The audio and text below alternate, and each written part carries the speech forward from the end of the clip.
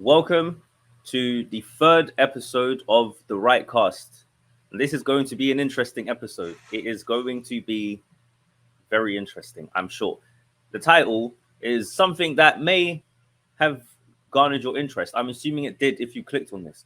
And I'm assuming if it did catch your interest, it's probably because you've seen these discussions and this topic come up a number of times and you've heard all kinds of opinions and all kinds of discussions and whatever. But I think somewhere along the lines of this, probably an hour and a half, hour and 40-minute long podcast, somewhere along the lines, you're going to probably think, oh, this discussion is different to what I've heard. I don't know. I can't see the future, but I'm going to assume so because I think I think that the very fact that we're even having the discussion the way we are is already something that's going to make it different to what you've usually seen. That being said, the topic is, of course, diversity. In regards to media, it is very common nowadays for people to make the argument that they want to see more diversity in media and in fiction, right? Not just in media, but also there's a lot of arguments that there needs to be more inclusivity in regards to creators, storytellers. You know, people want to see more people in certain industries or certain fields. There's all these pushes. There's all these companies coming out with, oh, we want to hire more of these types of people and all this kind of stuff. So it's starting to affect pretty much everything across the board. But we're not going to focus on all of the other things. We're mostly just going to focus on media and storytelling and how it impacts us as storytellers in this modern era, or whether or not it does, because maybe you don't care. And if you don't care, why is that? If you do care, why is that? This is a discussion that I want to be very much open, and I really don't want people to feel like they cannot have an opinion or they can't say what they think or feel. I'm not one of those people who's here to try and censor or gatekeep people from having opinions on certain things. Now, that being said, I do have my own thoughts on certain things regarding other people's opinions on this topic, but that's a whole other matter. But yeah, this should be interesting is really what I'm trying to get to. Okay. So Anthony, after my little spiel there, how do you feel about today's topic? Yeah, so it's funny. I never thought that I would go my whole career and wind up on a podcast, and the thing that would probably get me canceled is because of the opinions of a fellow podcast host that isn't the same race as myself. So that's real exciting. Good. Besides that, I will note that it is very early here. Mm-hmm. And so if I am in a different mood for this podcast, it is not because I'm not excited about the episode. It's because it's 5 in the freaking morning. Damn, I'm so sorry about that, and I greatly apologize. This is what happens when timelines and timetables and things get messed up. It's early for me as well, but not that early.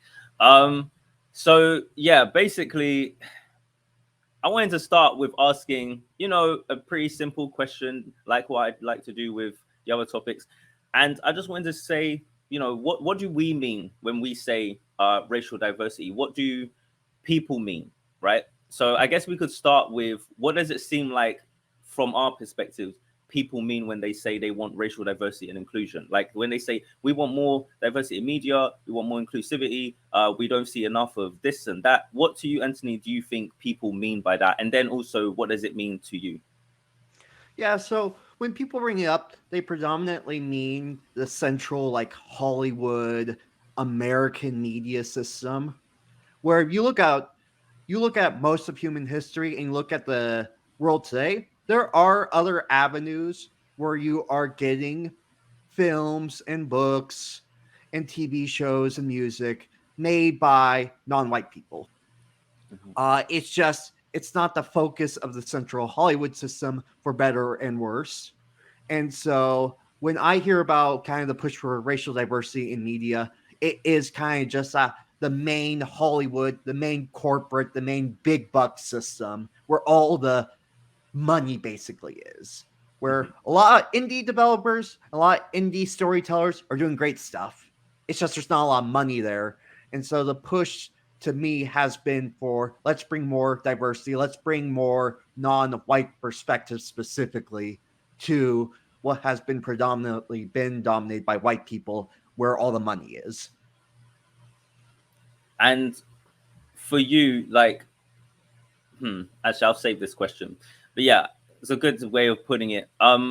I would basically say the similar thing. I think that yeah, it's basically that people want to see more inclusion in what they deem to be mainstream media or mainstream society, and they feel as though if those perspectives, if that representation isn't there, then you end up being what they say is marginalized, and those stories aren't shown, and then there's not a diverse perspective. So then you don't get to acknowledge or see how other people live or how they view things. You just get this white default perspective, as they would say, right? Now, there's a lot in that that I agree with and understand, but then something that you just mentioned, which is something that you know I've always found to be very interesting, is you say that like basically it's where the money's at, right? And that there's a lot of people, like a lot of diverse perspectives that exist outside of that mainstream arena. And maybe they're independent, maybe people don't know as much about them or whatever, but they do exist. And like you say, they just don't have maybe the amount of money behind them or the same kind of push. And that's why I find it very interesting, because I think that a lot of the time, and let's just go right out of the gate, just straight into it. Okay. I do not understand for the life of me. And I've had so many discussions about this arguments, and I will keep saying it. So for anyone I've argued with about it, you can see I'm still saying it here on YouTube. Okay.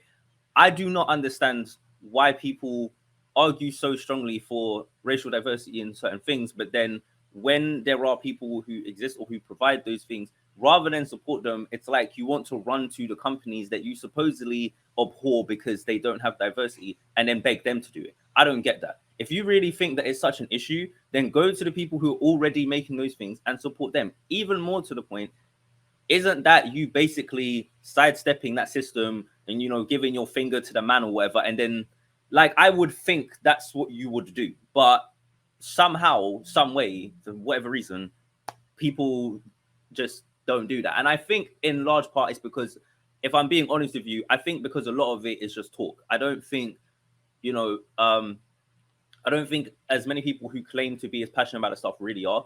Okay, I really don't, and I think that a lot of the time it's more to do with the fact that you're trying to appear like you're this good person or like you really care about certain types of things. But the saying goes, "Put your money where your mouth is." There's too many people who create different things, or you can call it alternative media or whatever, for me to believe that it's this, like, whether or not, and we already know now that the trends. I remember a few years ago when I was first looking at YA books and stuff, I noticed there was a trend with literary agents, right? So this started maybe around 2017 or so when I started seeing this, where I started noticing that when I was looking into submissions, part of their requirements would be like that they wanted something that was diverse or different.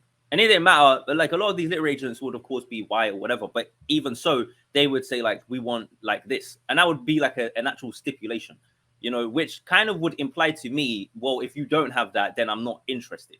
Now, I have to point this out because obviously I understand this is done as a reaction or response to the fact that for a long time, like you say, media's just been dominated with predominantly just white people and da da da. But I mean, like, is that really a problem? And I'm actually going to ask you, um, I'm actually going to ask you, like, what is, I'm going to skip the thing just for now about whether it's a problem or not, because I wanted to ask you, what in your mind is some examples of racial diversity?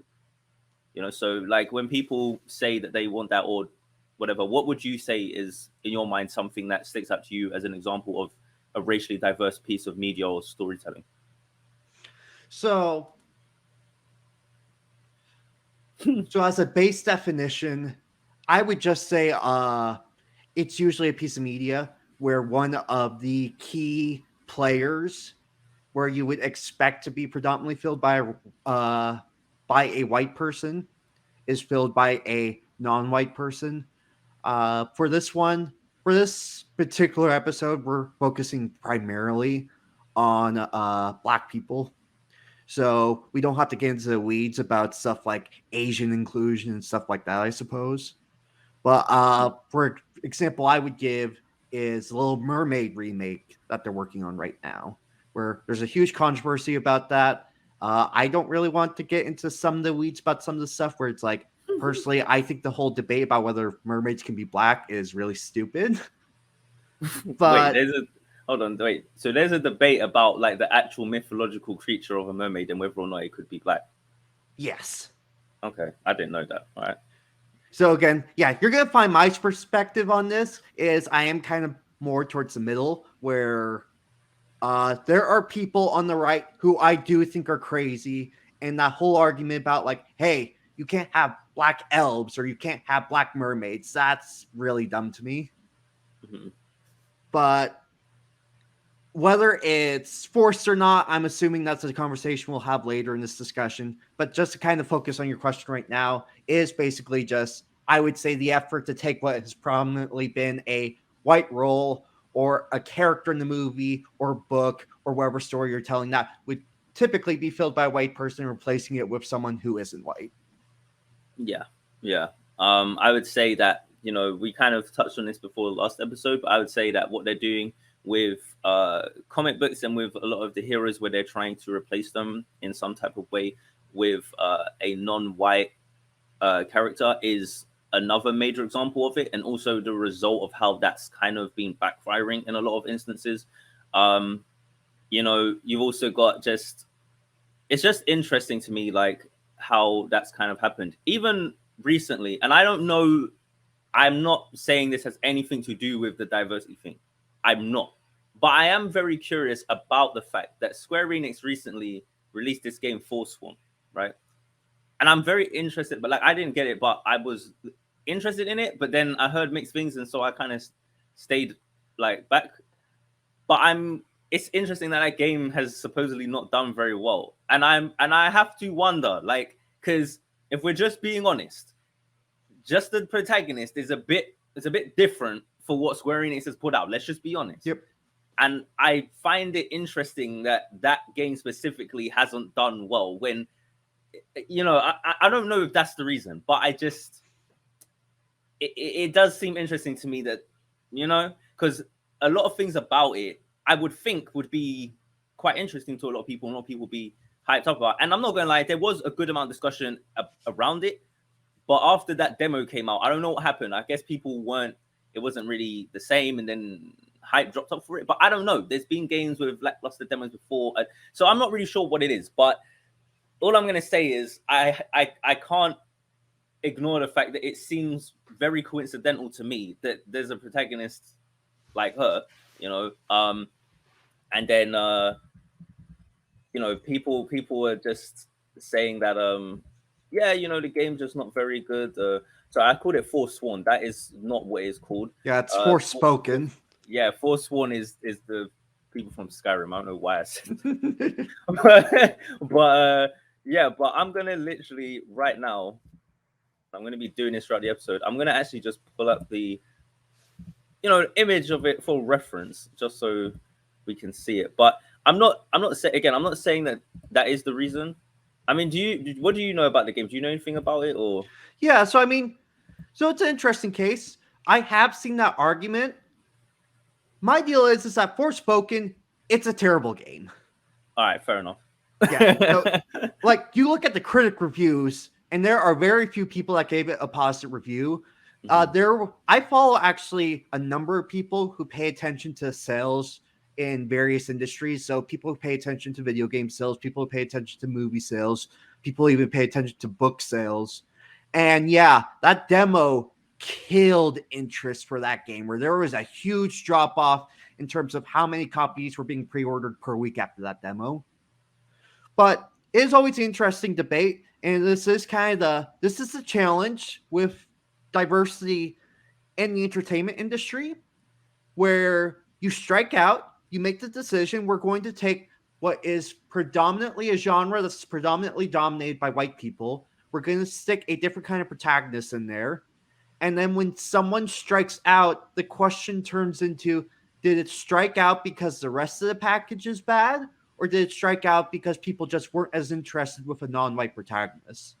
And that's still an argument that I'm not sure we have a great answer for, because for every I would say probably 5 flops, you then get something with Black Panther, where Black Panther, even by most industry experts who project how much a project will make, that was supposed to be like a barely break even, make 600, 700 million. And then the first Black Panther made about $1.3 billion, which puts it in the top 50 highest grossing movies of all time, I believe. Yeah, I mean, I watched Black Panther 2 recently. I can't lie. Like, I feel it's odd. I liked it, but I don't know. I still feel a bit iffy about certain things to do with that film. But I can't deny that it was well made, and that's another thing. So if you're saying that Forspoken is not a good game, like it's just as an actual video game, it's not very good. I think this actually speaks to one of the issues that I noticed when it comes to diversity, which is this. And I'm not saying Forspoken had this problem, because I didn't. From what I could tell, it looked like, from what I could tell, it looked like it wasn't having this specific issue. I don't think. But like the game doesn't seem like it is focusing on diversity in any way in its story. Like that doesn't seem like that is important at all, right? So that should mean then the entire focus should be solely just on the actual character, the world, but like with anything else. So that makes me more curious as to why it was a bad game. Like, it's not to say Square Enix can't make bad games, but it's just, why this one? Why? Like, why did it have to be that one then? Like, that makes me just, it makes me just curious about some things, because in my personal opinion, a trend I notice, which kind of makes the diversity thing more of an issue for people, is the fact that a lot of times it seems to be somewhat of a signifier that this quality is going to be lesser so in quality. Like the product's not going to be as good, the story's not going to be as good, the characters are going to be weaker, because we're focusing on diversity and inclusion. And a lot of times, if you look at like press releases for things or anything that's coming out, what people will start noticing is that like a lot of the publicity will be sent, like they'll ask people, producers, directors, what is it that you're most excited about with this and blah, blah, blah. And they'll start bringing up, we're just so happy to be making something more diverse and inclusive and and they'll say all these key words. And the thing is that it's getting to the point where, like I said, that is starting to seem like a negative thing. So this, for example, with Forspoken, it's not good, because what happens is Square does something like that. And the question you just said is something I wouldn't be surprised if they asked themselves, because I'm not saying they couldn't look at the demo and say, oh, the demo was bad, that's why the game. But I could easily see it as them seeing it as like, oh, I'm sure it's probably because we tried this different protagonist. Let's maybe not do that then, because people don't like it. I could see them making that argument. Like, oh, look, we tried, guys, and it didn't work. You didn't buy it. When in reality, it might be like you say, it's just because the game is just not actually good. So when you say like, you're not sure what it can be, I would just say, if you make something to the same standard and quality as everything else, or to like some of the best things you've made, and the only difference is the diversity, and then it still doesn't do well, then you know what it has to be, right? Like, what else could it possibly be? But the problem is that it's never that clear cut, because a lot of times there is a quality drop off. That's just the truth. I mean, people can argue otherwise, but a lot of times there is. Like recently, something that I know we seem to bring up Star Wars every episode, but it is what it is at this point. We can't escape it. Recently, like where we had the Kenobi show, right? There was so much controversy around the character of Reva, and people being annoyed with just her. This is before the show came out. As soon as they saw her, people were like, yep, this is where the show's focus is going to be. We don't want this character. And to an extent, I felt that concern as well. I was like, oh, here we go. But there were certain things I saw from the audience. I have to just be honest, that in my mind, I was thinking, I think some of these people just want an excuse to be mad. Because, like, for example, in the very first episode, right, of the Kenobi show, there's a scene where it shows the younglings and Order 66 and the attack at the temple. Now, the first thing I did when I saw this scene, knowing this was probably a flashback, was I looked at the younglings and I said, where's the little black girl? and I saw one. And I'm pretty sure, if my memory serves me correct, the camera kind of focuses on her a little bit as well. Yep, Now, it does. right. So I just thought, naturally, the natural assumption is, well, that is probably going to be Reva, isn't it? Which means, oh, logically, if you remember Revenge of the Sith, Anakin is not Vader at that point. He's not dressed up. He's walking around as Anakin Skywalker with his face shown. So it's no surprise to me in an episode or two when she says that he's Anakin. That's not really surprising because she literally saw him as a kid. But I saw people when she made that comment be like, how could she possibly know that? Does she know Anakin? This is a Mary Sue. They're just saying that she knows him. How can she know? And I'm like, there's no way. There's no way these people, they must be trolling. They must be trolling right now. There's no way this is serious. And that's why, like, whilst there were definite issues I had with her character and the screen time, and we can definitely have a conversation about should she have even been in the show, like, I get all of that. But my thing is that there's legitimate criticisms, and then there's certain things that get thrown in like that, where it's like, do you understand storytelling or foreshadowing or structure? And what really annoys me, and I'm sorry, I know I'm going off on one, but this is just what it's going to be. What really annoys me about this is these people will make comments like, yeah, that's bad writing. And I'm just like, the fact that they showed you her as a child to just, to basically foreshadow without literally spelling it out for you. Like, they didn't have some corny scene where, one of the younglings says, come on, Reva. Like, they just let it be, okay? I'm pretty sure she was literally the only black kid there. It was the most obvious thing in the world. But somehow you still got people, how does she know Anakin? Really? And these are people who claim that they're experts and they know the franchise inside out. Anakin would never tell anybody, but like, oh my God, bro. Like, it's it's annoying extra for me as a storyteller myself, because these people claim they know what good storytelling is, and it aggravates me. So yeah, so this is a trend that I really hate, and this is why, again, people on the left and right both piss me off equally. Where my point would be that having more diversity is good, but a problem that everyone has right now is, as we try to figure out what good representation and diversity in media is, everything just gets the limelight as soon as you put someone that's different in there. And so the Reva case is a good example where it's like, for the most part, I like the Obi-Wan show. I wasn't a big fan of Reva, but I had issues with her. I didn't think she killed the show for me.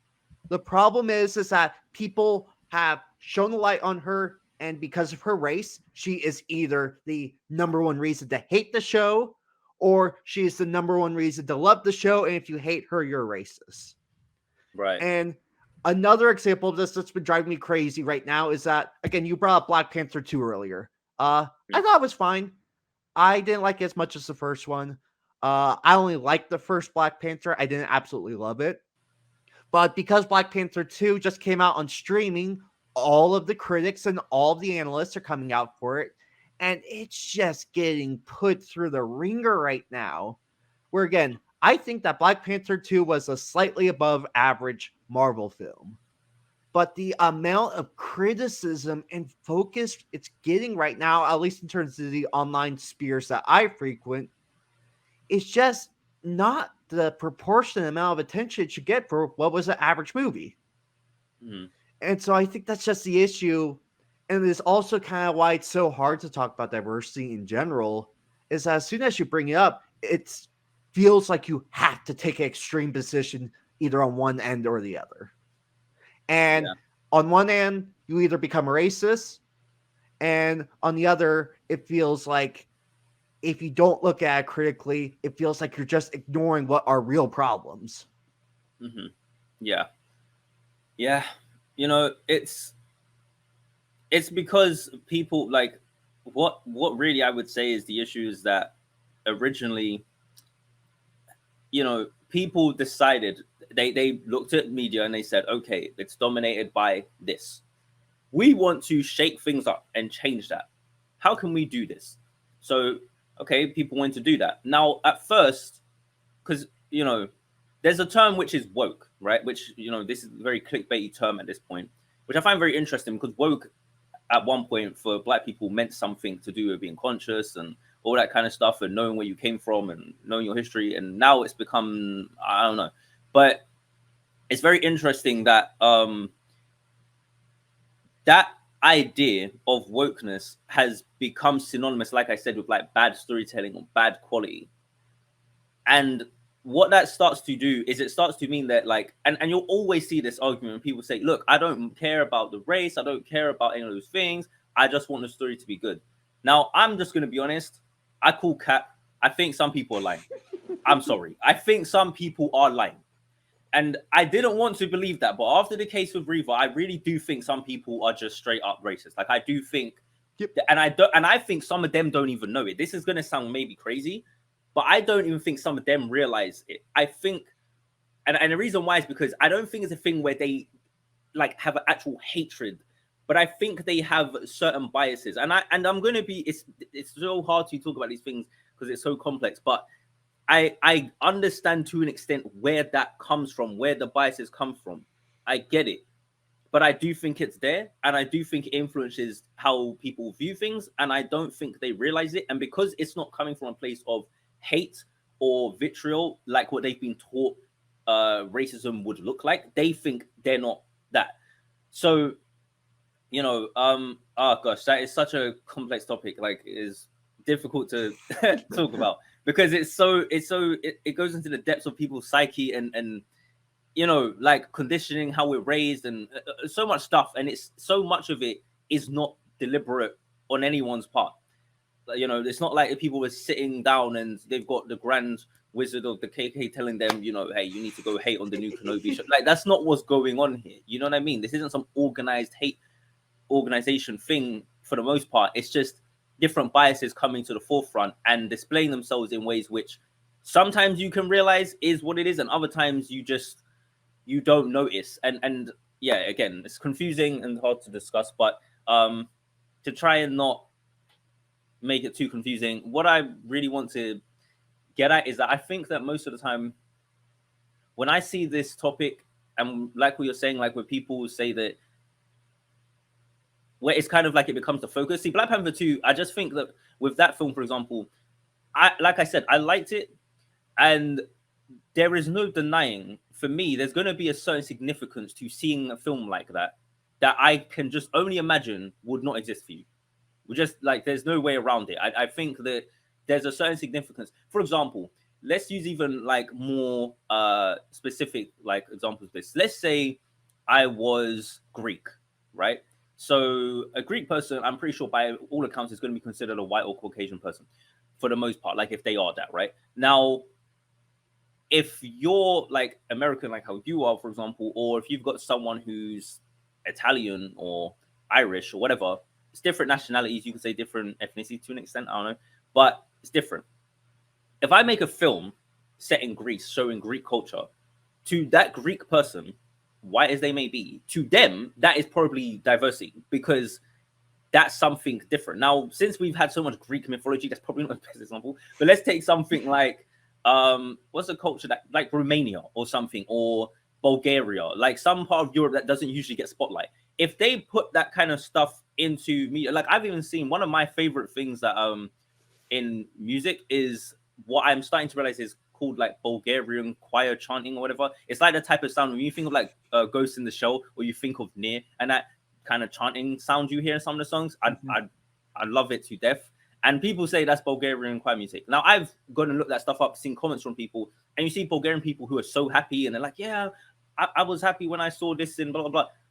They're still, by most accounts, they're white people, but their culture is not a culture that is represented on the mainstream stage very often. So I'm pointing this out to say how different, like there's cultural diversity. It's not just a racial thing either. You just have cultural diversity. There's something I want to get to later on that I think about a lot, which is narrative diversity.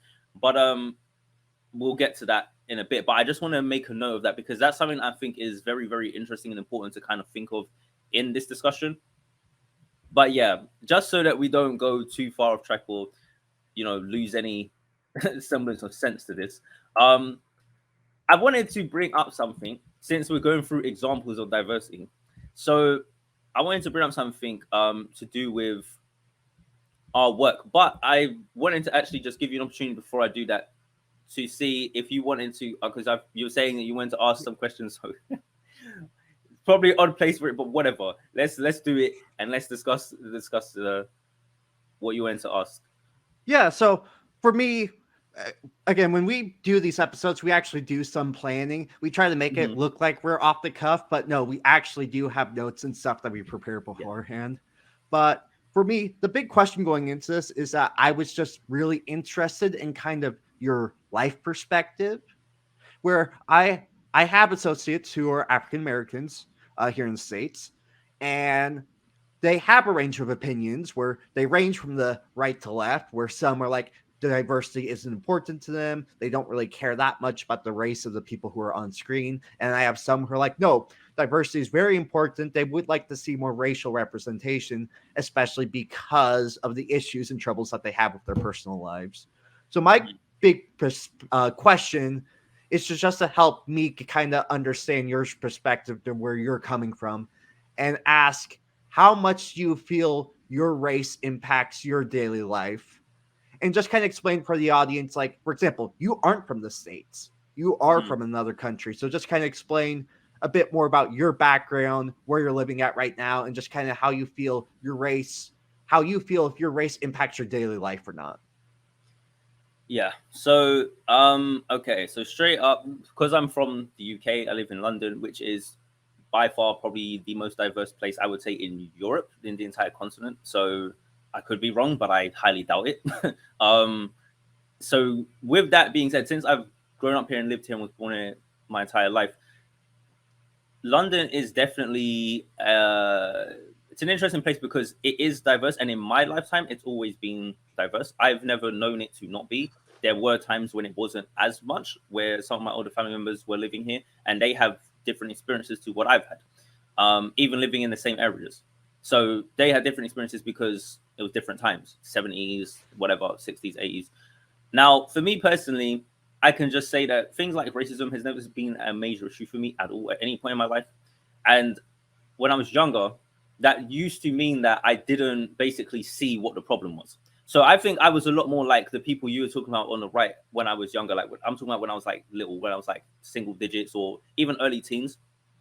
I was still very much on the side of who cares? It doesn't matter. It's not important. I had no concern for it because I didn't really understand why that mattered to people. Because in my experience, the people I was around who were mostly white people, they didn't seem to care.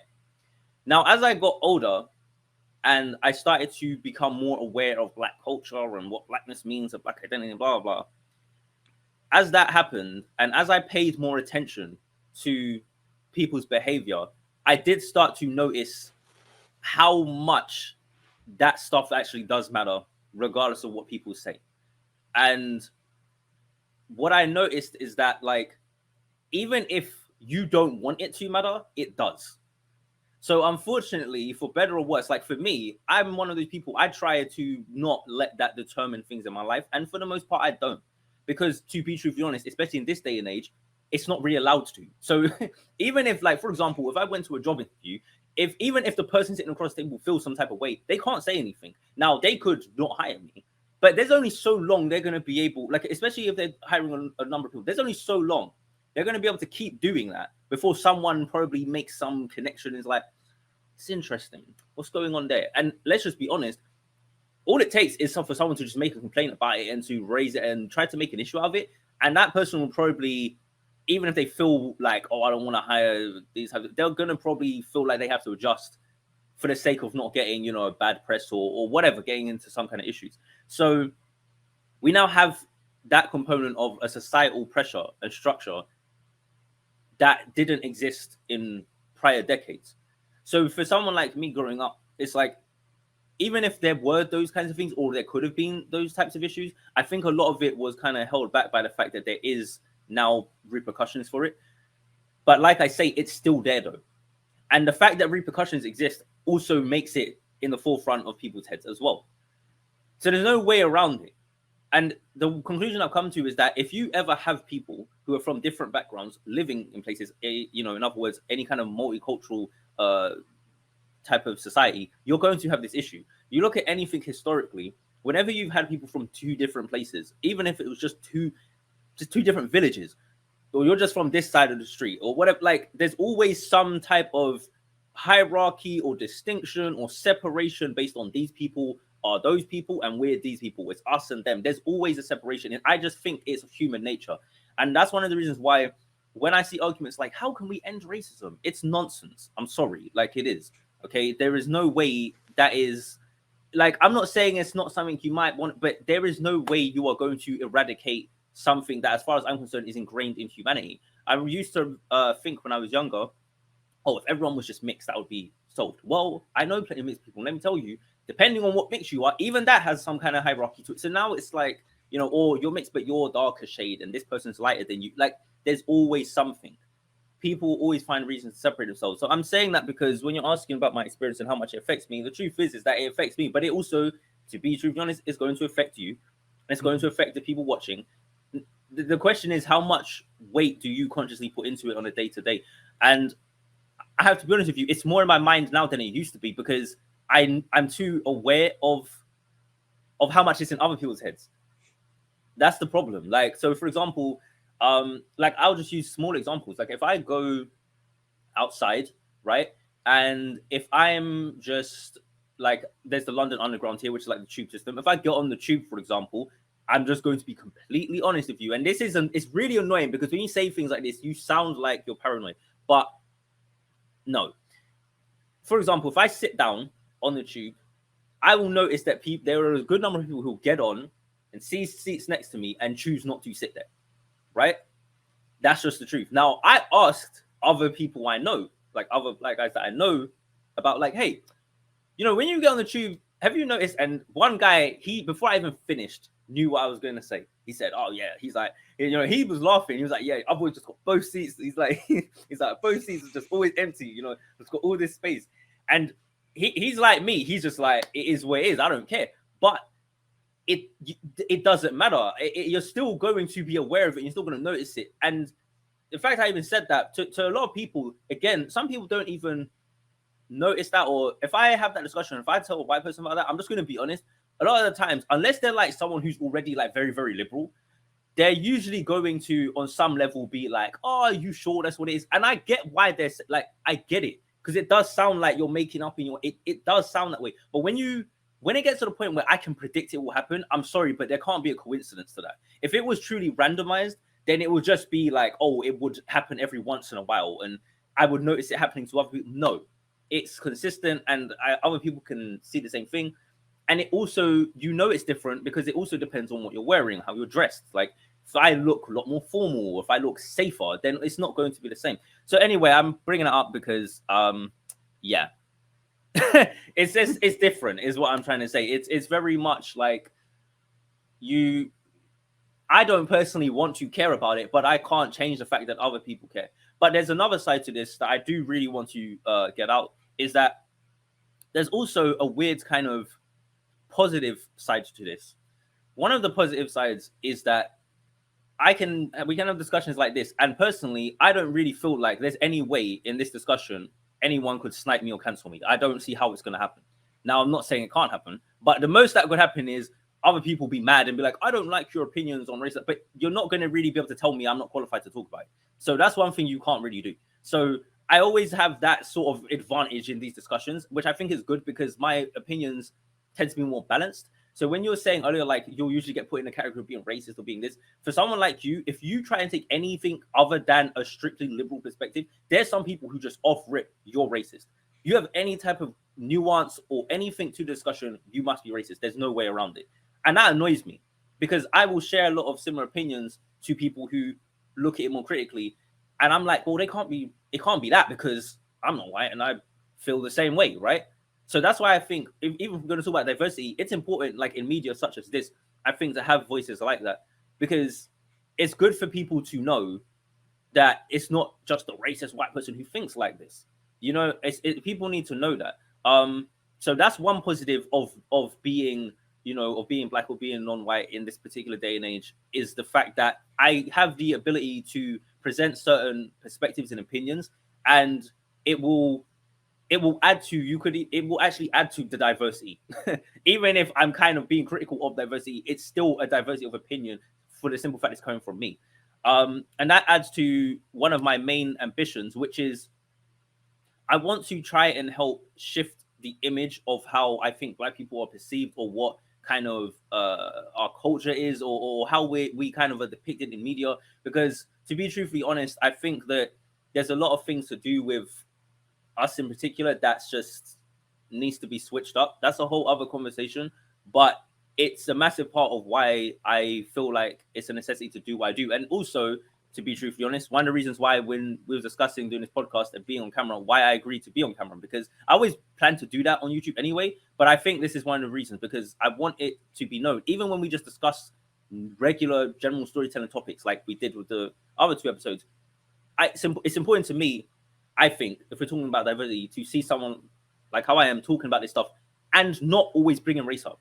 We're doing it for this episode, but it's like I think it's important to see those discussions be had by someone. And like you said, I'm not from the States. I don't really know anyone else like myself here.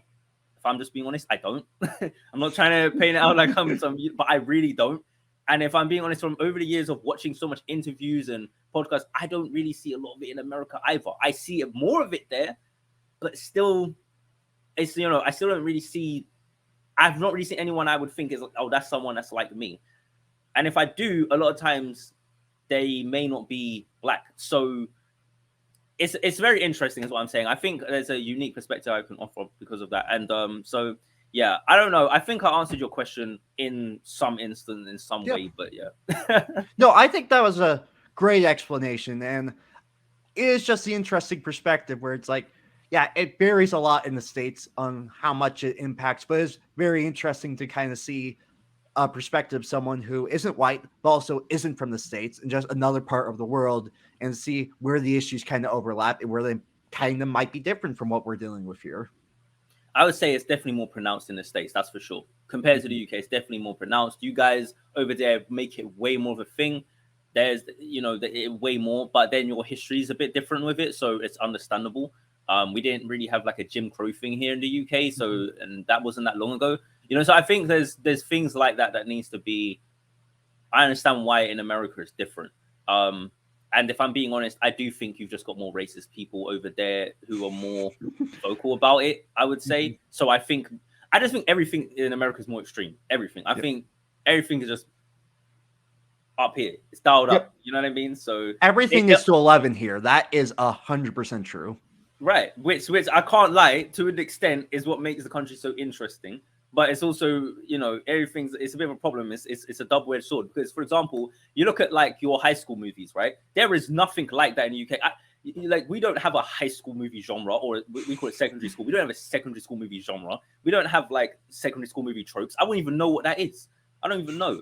To be honest, I think our media here sometimes is a bit lackluster, and that's something I hope we could change at some point. But Americans, like your culture, and this isn't a bad thing, to be honest, necessarily, but you make, I think, every aspect of your culture like, let's blow it up. You know what I mean? Let's, we got the ranches, and oh, there's a stable hand, and let's get into the depths of his, like, everything is a, and then it's very interesting. I've paid a lot of attention to America over a long period of time. It's just very, the culture is there. It's very interesting. I'll be honest, I would not want to live there for an extended period of time.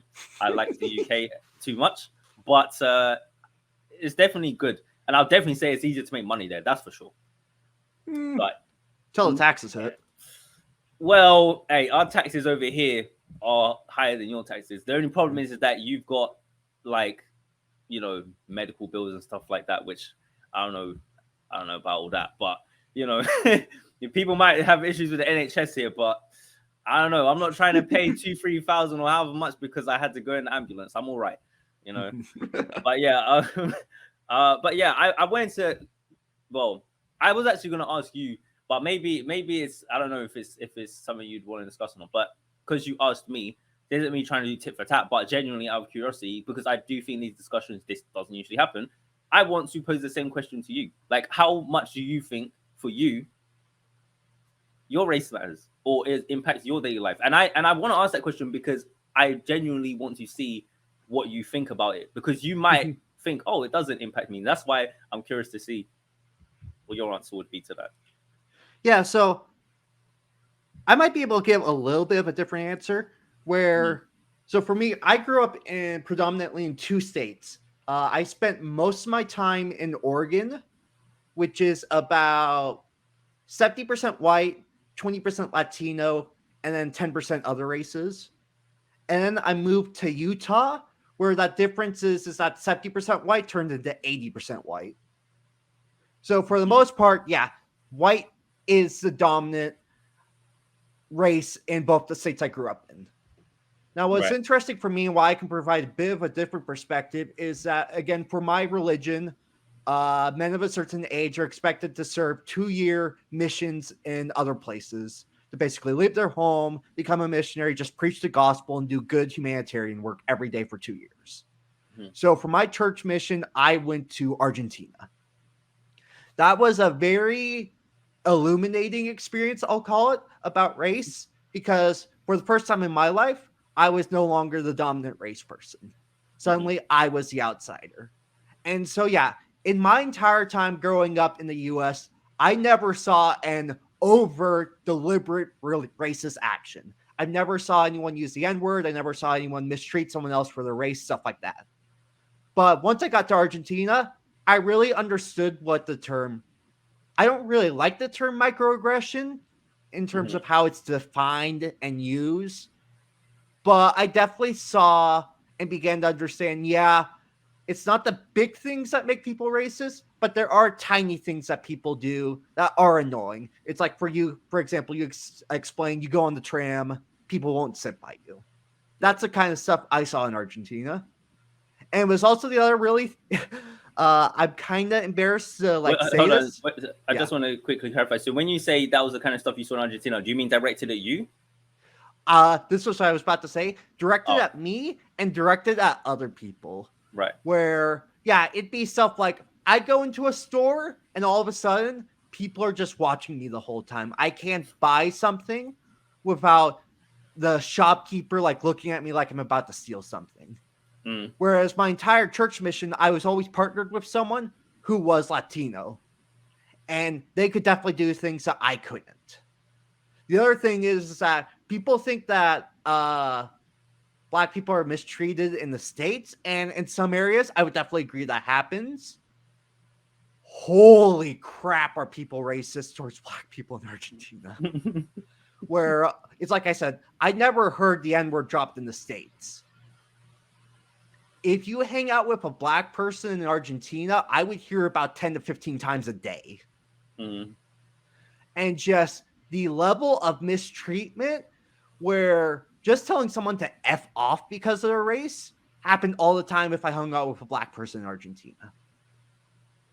And mm, so that was a real eye-opening thing for me where, again, I haven't spent any time in the Deep South where I've talked to people who have lived there and say, yeah, that happens to them. But that was the first time in my life where it's like, besides just me getting a different perspective, being a white person in a non-white culture, it was a real perspective of, yeah, we are working on race stuff in the States. You go to certain other countries and areas around the world and you realize, yeah, it's still a major problem. It isn't just a States thing, it's a worldwide issue. yeah. And that's that's why yeah, that's something you kind of come to realization. That's why, like I said to you, even if you don't want to think about it, the problem is that the world doesn't react like that. So, and what happens is you become ignorant, or it's actually to your detriment to not think about it, because then you're not aware of things. You know, like what you just said about Argentina, for example. Like if I was going there, I would I have to, on some level, look into how are Black people treated in this country. Anytime I'm going to travel somewhere, I have to pay attention to that. I can't get around it. Like, it would be great for me to just get on a plane and not think, but I can't do that. Like, because if I mean, I could, but it'd be stupid because then I might run into a situation like what you're talking about, and then I would be thinking, well, why didn't I? It would have been good if I just did some research ahead of time. In fact, if I went on YouTube and started complaining about it, I'm pretty sure I'd have a bunch of people in the comments saying, well, why didn't you do your research? You know, and they wouldn't be wrong, in my opinion. Even though it might seem harsh, they wouldn't be wrong. We live in an age of information, so why didn't I? You know, but at the same time, that's not justifying or excusing what people do. But at the same time, like, it's about just being aware, and that's why you can't get away from thinking about it. The problem is now that you start thinking about it, you start seeing where the racism is in a lot of things. And you know, there's this concept that comes up of this idea of the white default, or like, you know, there's a lot of people who say white people live in a kind of bubble. And so when things like diversity comes up, like this topic, and talking about inclusion, if a white person doesn't support it, what's kind of assumed is, well, you don't understand the importance of this because you've always been a dominant image, so you don't understand why it matters to other people to see themselves represented. And I think there is truth to that. Um, I don't know whether or not a white person should really care, is more what I would say. I don't know why it would need to matter, because it's not really your problem. You know, like, I mean, people will make it your problem because that's the only way they can try and get you to do what they want. But to me, I don't think it's necessarily your problem. I think that ultimately, if people want to see the diversity, like I said earlier, there are people, unless, so long as they're not being blocked from making things, right? Like if they have the same opportunity to make something, like for example, if Amazon is going to let me publish my story, which it did, and they didn't care, they didn't say, well, you're black, so you can't do this. They didn't give a damn. So long as I have the opportunity to put it out there, it's up to me whether or not it goes out. Now, once people know about it, it's up to them whether they support me or not. If they choose to, they could blow up anything that a non-white person makes and make it its own powerhouse. And I'm pretty sure at that point, racist or not, white or not, people are gonna start paying attention to those things and being like, right? This is the reason why, like you said with Black Panther, I'm sorry, but there's no way they're going to ignore 1.2 billion. It's not gonna happen. They're gonna look at it and be like, maybe we should do this. Because before there was the argument, why wouldn't they do black films or black fantasy films or whatever? And a lot of times people would say, well, what they were hearing in Hollywood, the argument was it won't sell, people won't buy it, they don't want to see that. And I don't know, there might have been some truth to that at the time, I don't know, but things definitely have changed, the mindset has shifted. I will say that traditionally, black people have always had a bit of an interesting relationship when it comes to geek culture and media, where a lot of times those types of things were perceived as white. And I will still say to this day, whilst it is changing, I would still say to this day there is somewhat of that undercurrent still, that like that is a white thing. So the reason I'm bringing it up is because I could see how that might have played into some of the arguments being put forth by in previous decades about it won't sell. You know, maybe that's why they felt that way, because if white people ain't going to be interested, or non-black people ain't going to be interested, and then black people kind of don't really identify with it themselves, then they just thought it wasn't going to do well. I think a lot of times, and this isn't just to do with race, I think this is just media in general. I think sometimes though, you don't know, like people don't know that they'll like something until they see it. I think Black Panther is an example of when people saw the budget, the amount of effort, all the effects. Let's be honest, a lot of people are superficial. They see a movie and it's like, wow, it looks amazing, and it's got black people in it. I'm gonna watch it. I'm sorry, that's just it can just be that simple. You ain't got to, you know what I mean? It hasn't got to be anything too crazy. So yeah, but you know, anyway, it's very interesting, just the different ways how this plays into things. But yeah, what you're saying about Argentina, it's very interesting, and even that with that nuance, like you, even though you were not from the country, like I'm assuming the black people who were in Argentina that you're talking about, I'm assuming they were from there, or were they not? Some of them were, some of them weren't. Okay, the ones who were from there, they were still getting the racism, though, right? Yep. See, so this is what's interesting to me, and I just have to point this out because you get, like you, for example, you're not from there and you're white, but then you weren't getting probably told like, oh, fuck off in the same type of way as the black-born Argentinian people. Those people can speak the same language and in a lot of ways probably share the same culture, but because they're darker, it's like, no, fuck you. This person's not got the same culture as us, and they're not even staying here. They're only going to be here a couple years, but we'll give them slightly better treatment than we'll give to you. Like, that's the type of stuff that before I wouldn't have been as cognizant of, but I pick up on things like that now, like very quickly, because I'm aware of the fact that you are treated differently. Even amongst just within black people, depending on what skin tone you are, it's different. It's a shame, but it's the reality of how things are, and I'm not gonna pretend it's otherwise, you know, to appease people, because you get that other side of it as well, where you get some people like black people who they'll just act like there's no issue whatsoever, and I can't do that. I can't do that. Like, they make a lot of valid points, and a lot of the stuff they say I'll agree with, but this is, I think we're very similar in that we're probably more of what you might think of as like a centrist or something more in that vein of just we're more we see both sides. And unfortunately, in this day and age, like that's not really what people want to hear. You know, for the most part, they want the extreme. Like, either you're all in on the hate or you're all in on the support. Like there's not really a lot of middle ground. That's boring, right? But it is what it is. Because a lot of the people I've seen who are black people that do very well, like talking against certain things like diversity or racial inclusion, I personally start after a while feeling like they're pandering to white people.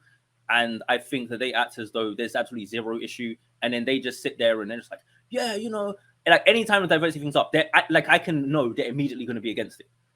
And to me, that's not like, if you're genuine, I don't think that's normal. As a black, but I don't get it.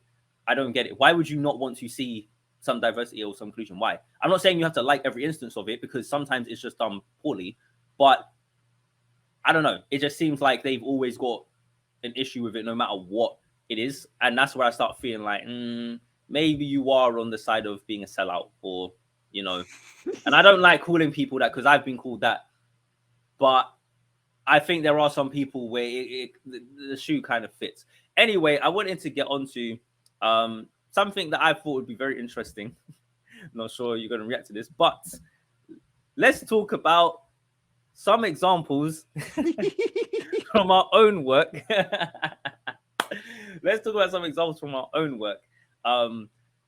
Because like I pointed out in our first episode, one of the great things about this podcast, about the right cast, is that, and what makes it the right cast to listen to, somehow for 3 episodes I've not made that joke yet, but what makes it the right cast is the fact that we actually make some stories. We don't just talk, which I'm sorry, but I am always going to get on to people about that. Not saying you can't have an opinion and share storytelling advice, but bloody hell, people, I don't know. But anyway, what do you feel about this, Anthony? What's this all about? Who's this fellow? So this is Robert Airy. He is the main character of my fantasy series, which is very Tolkien-esque, very inspired by Lord of the Rings. And as you can tell, he Really? is Lord of the a Rings? non-white protagonist in a fantasy story. Oh, really? Doesn't look like a Tolkien-esque protagonist to me. I'm joking.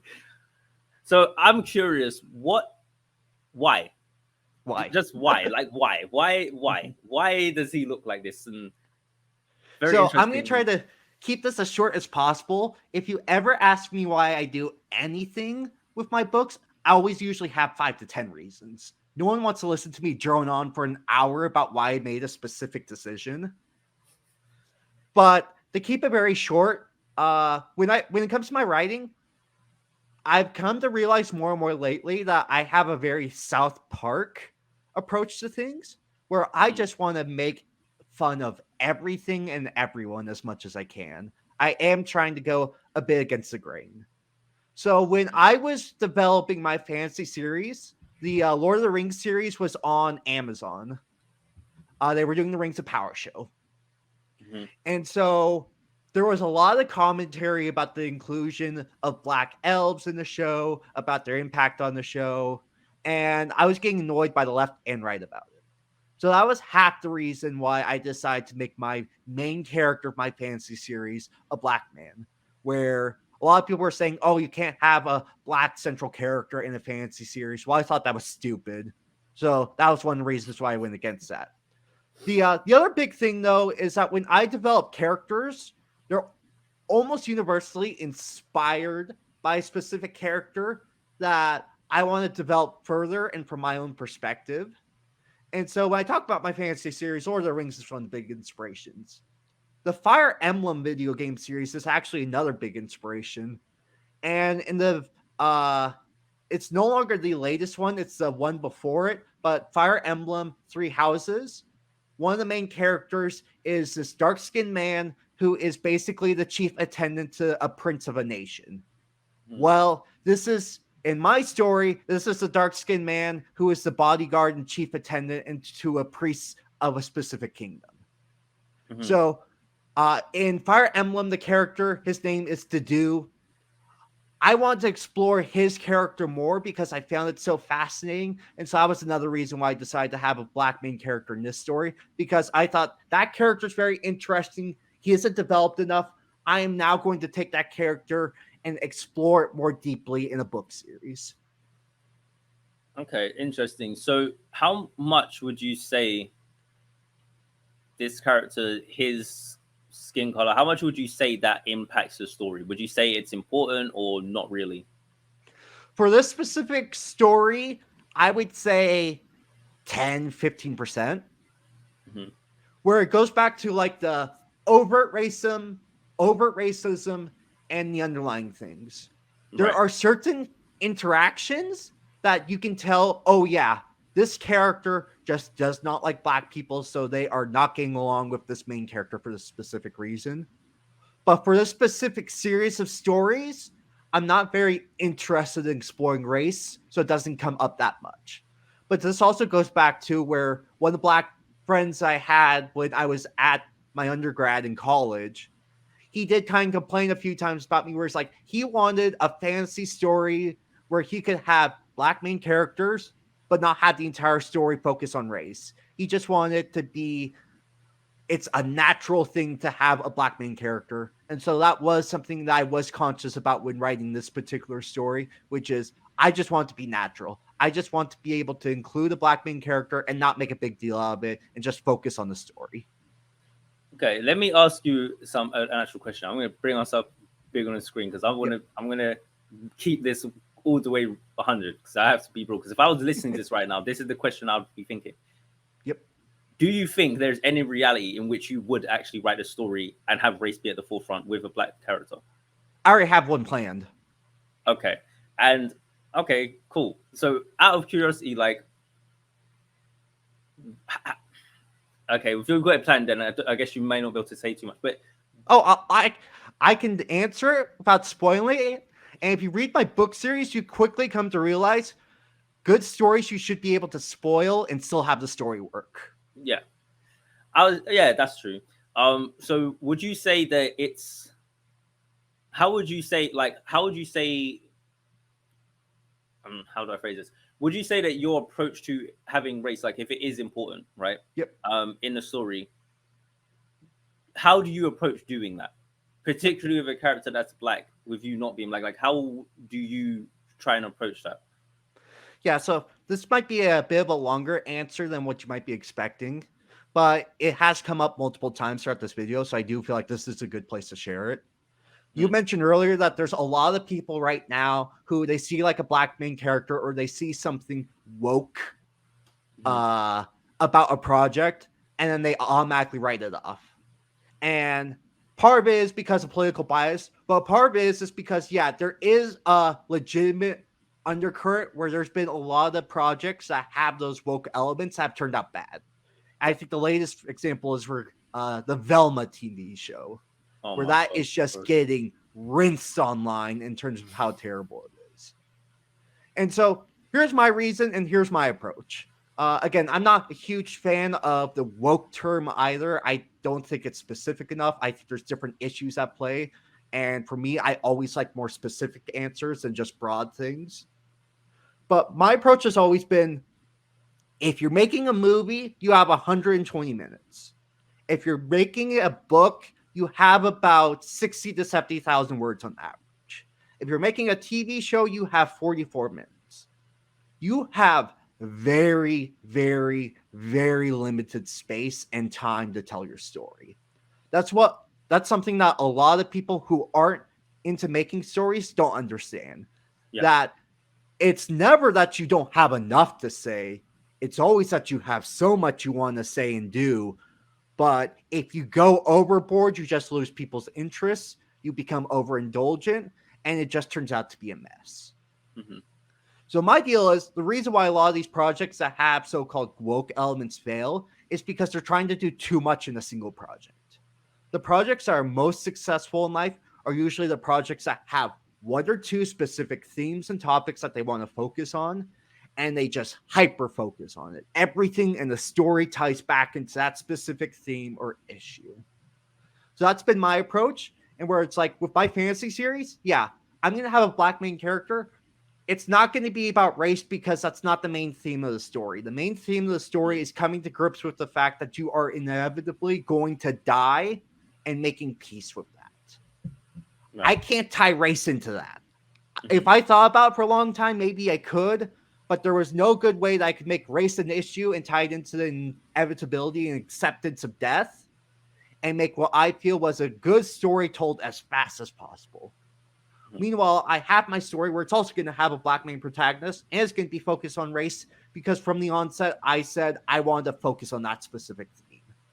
And so that's why, for example, it works great in Black Panther, not only because it has a black cast, but because from the onset, they decided we are going to make race a central issue of our story. But then you get something like Velma, where it's like, well, we're going to do a murder mystery show, but we're also going to include elements of race, elements of gender, elements of sexuality. And all of a sudden, it's very easy to see why that show failed because you're trying to do 50 different things at once. Yeah. And I'm just going to be honest, it does not help that those 50 things are things that for a lot of people piss them off. You know, I mean, like you've got things that are already like incendiary topics. There are already things that's going to annoy people. There's already things that people immediately are just going to say, I don't like that. I don't want to see it. And, you know, it's very interesting because when you actually look at a lot of media, like back in the day, and I'm talking maybe like 10, 15 years ago, before a lot of this stuff became like hyper focused on because of social media, what you notice is there were a good amount of things back in the day that had this diversity. I mean, like, for example, if you go back and watch the Matrix trilogy, I went and watched it again when I was rewatching it for, you know, that. Oh, sorry, I forgot. There's only 3 films, right? Yeah, let's forget about that 4th one. But I was rewatching it for some reason. I can't remember why. But there was a reason I was rewatching the trilogy. And basically, when I was rewatching it, I forgot, because I'd watched it as a kid, but I forgot when I was rewatching it as an adult. I was like, oh, there's a lot of diversity and inclusion in this. A lot. Like, I mean, a lot. You know, to the point where you've got scenes where it's just 3 black people in frame and it's just them and they're all doing something. And there's not a single thing to do with that scene about, hey, we're black. And it's interesting because those films, people were fine or could be fine with those things. And I think a big aspect of why a lot of this stuff gets slammed or why there's a lot more problems and why the quality of the products get hit is because, like you say, there's too much focus on all these different things. And let's just say, even if you didn't put the so-called woke topics in, if you just did too many things with general storytelling tropes or storytelling threads, that usually is going to have the same problem as well. Yep. So if you're doing that on top, so it's really the same principle, like you're saying, it's the same principle. It's just that they maybe instead of having, you know, a dozen different plot threads that they can't fit in to do with like, oh, we've got a chosen one story, but then we've also got a missing princess storytelling arc, and then we've also got a, you know, different world lines and time travel. Like, okay, maybe it's not that, but instead of that, they've replaced the time travel with, you know, race, and they've replaced like the chosen one thing with, you know, sexuality and all that. So it's still the same thing. It's just you've swapped it with things that other things, and also they happen to be things that are going to get on people's nerves a lot more. And so it's not really a recipe for success if we're just being honest. I honestly at this point don't even know what the incentive is in continuing to do it, because at this point it's almost like guaranteed you're going to be sniping yourself if you go too hard on that path. And again, it usually almost always results in something being worse. And what I find super ironic about this, the people who make these things, how do you not see that? Because when you do that, you are working against your own cause. If you really want people to care more about those things, you should be aiming to create the best possible product so that they have no way but to love it. It should be so good that people are like, damn, I didn't really want to see this because of that damn diversity, but it was good. Like, you know, you got to make it just that solid that people can't deny. And yes, you're going to have some people who hate it no matter what. But I think most people, and I could be wrong, but I do think most people want to be reasonable and are reasonable. And I think that, and the proof of this is that, like, the things I'm using, the example like the Matrix or, you know, Star Wars, or like, no one cares that Mace Windu is like, no one cares. He's a popular character. Now, you might say, oh, it's because it's Samuel L. Jackson. Maybe, but that kind of proves the point, though. And I'm not going to lie, you do sometimes have it where you have, like, kind of exceptions. Like, I feel like Will Smith is one of these people. Will Smith can, I mean, I know he's been a bit controversial lately, but I think he's one of those actors that he can be in, like, anything and no one's really going to care. He can be an iRobot. No one cares. You know, his ways. Like, I feel like he's one of those characters you could, you know, with the race swapping, I don't like seeing it all the time, and I think a lot of people don't, but I feel like he's one of those actors where someone could race swap with him or Samuel Jackson or something, and people would be like, okay, you know, I don't know. Sometimes you get away with it because some people are just seen as icons or cultural treasures. But that still feeds into my point, which is they're only seen that way because they've been part of things that have been seen as very high quality. Yep. So that's where it comes from. You have to have the track record of making quality things, and people will have that trust, and they'll give you those liberties and allowances. But if you're consistently putting out subpar things and it's under the banner of diversity and inclusion and all of this stuff, then what's going to happen is people start, when they see that, like I said earlier, that now becomes a flag that raises in people's minds of, I don't want to see that. That's going to be garbage. And then a lot of times it is. So it just becomes an issue, you know. But yeah, it's complicated. There was something. Yeah. Oh yeah, go ahead. Yeah, the one I wanted to bring up real quick is the Last of Us TV show that's on right now as we're recording this podcast. The Last of Us TV show is probably one of the most progressive or woke or however you want to call it shows that I've seen in a long while. I am surprised, like even how they took the original game, which was fairly liberal, and made it even more progressive. But the Last of Us TV show is fantastic. But it goes back to even the creator's writing process. Even he explains that he loves to write very, very, very simple stories, but just focus so much on the character and the world that it compensates for that. Right. And so that's how they make it work. Where, yeah, there's a lot of woke stuff in the TV show. There's even stuff that they do where it's like, I'm not entirely comfortable with, but it still works and it still makes for a fantastic TV show because they are so hyper focused on the story and the world and the characters and the production that they're trying to make. I could be wrong because I've never really been into The Last of Us like that. But if I'm not mistaken, it seems to me that's always been one of the main things that led to it being as successful as it was is the simplicity of it. Because as far as I can tell, it's not some insanely complicated, complex story. And I think that, I mean, a lot of the most popular stories aren't anyway, you know, like you're saying. So, I mean, for people like me and you, we might be very open and like a lot of those kind of deeper, complex stories or convoluted stories, as some people might call them, Kingdom Hearts. But, you know, near. But a lot of the times people like things that are very straightforward, you know, or at least a lot more grounded, I would say is probably a better word. So that way it's easier to consume it and just get more attached, because I think characters are usually the main thing that make people really care about a story. I've literally read a review yesterday about one book where someone was saying that the world building's amazing and all that kind of stuff, but the characters, they just felt like they were just not very strong. And they were saying, like, you know, they can enjoy the world, but if they can't connect to the characters, then they just can't do it. And I think that that's usually more of an issue. And that's something I've heard other writers bring on before in terms of, like, when you're making a story, if you have your characters be really well done and then everything else is kind of lackluster, it's like you can still get away with that being a good story. Whereas if everything else is lackluster and the characters, I mean, if everything else is great, but the characters are lackluster, it's going to be a lot harder for people to usually care as much about the story. So you do have some readers and some people in your audience who care just about, like, oh, the world building is great, you know, the prose or whatever. But I think that's a lot less common than people who want strong characters. So I think that's always a sure bet. Like, if I didn't know what to focus on, I would just say, if your characters are pretty solid, you got a better chance of people liking it than if they're not, is what I would say. So yeah, I think that's probably a big part of it. And again, like you're saying, it can have the woke elements in it, or it can have the diversity, it can have all those things. But if you put it in a way that it's done actually quite well, where people can enjoy it, then it'll be fine. And the main reason is that you have to just not forget the core storytelling principles, like the things that I would assume these people have learned, considering they're in these rooms as the writers. I would like to think they know these things, right? So if you know these things, then just stick to them. Like, just keep doing these things. Don't throw it out the window because you're doing diversity now. That doesn't make any sense. If anything, you should be more focused on it, because what you're doing, if it really is so disruptive to the system, then you should know that means it's going to be more criticized, or you should expect it to be more criticized, which means you should be doing double the effort to make sure it's good in the ways that people expect, right? That's what I would think. But you know, it's hit or miss when it comes to people doing things that way, unfortunately.